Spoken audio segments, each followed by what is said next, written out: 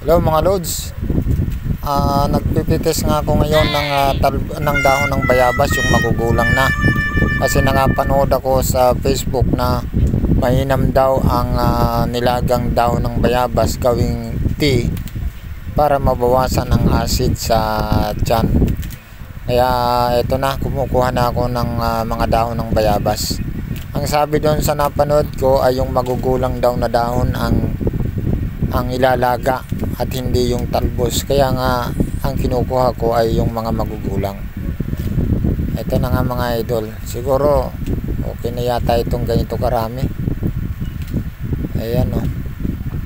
Ang sabi doon sa napanood ko, 25 leaves ang ilalagay at tubig ay 1 litro. Ayan, hinugasan ko nga muna mga idol itong talbos. Ang dahon ng bayabas pala, hindi talbos.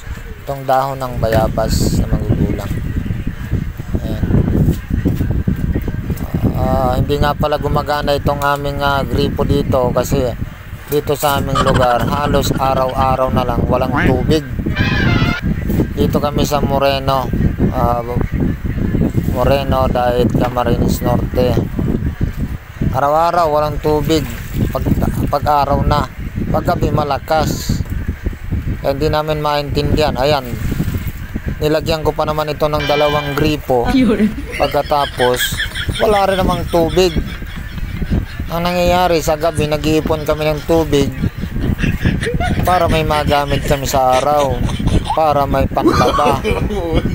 So prime water baka naman. Maraming nagsasuffer dito sa aming lugar. Ito kami sa dahil Camarines Norte. Ayan, sinalang ko na nga mga idol itong mga dahon ng bayabas. Nilagyan ko ng tubig. Binuksan ko na nga itong aming kalan, yung tangke. Ayan. Ayan, i-adjust ko muna. Namatay. I-adjust ko yung apoy. Ayan, mga idol. Shoutout nga pala sa may-ari ng bayabas dito sa aking kapitbahay. Hindi na ako nakapagpaalam kasi nasa tabi naman ng daan, so baka makaistorbo pa ako. Shoutout sa iyo. Salamat sa talbos ng bayabas. Hindi pala talbos, yung magulang na dahon. Ayan mga idol, papakuluin muna natin. Pagkatapos kukuha na tayo ng panlagay natin o nang iinumin natin. Ayan. So hintay natin na kumulo. Ayan, pasensya na kayo mga idol sa aking butuan. Ayan. Ayan. Ayan na mga idol, kumulo na nga. Ayan, kukuha na ako ng iinumin ko. So umaga ngayon mga idol, nainom ako ng umaga. Pagkatapos ang sunod kong pag-inom ay hapon na naman. Isang ganyan sa umaga, isang ganyan sa hapon. Ganyan lang ang ginagawa ko mga idol.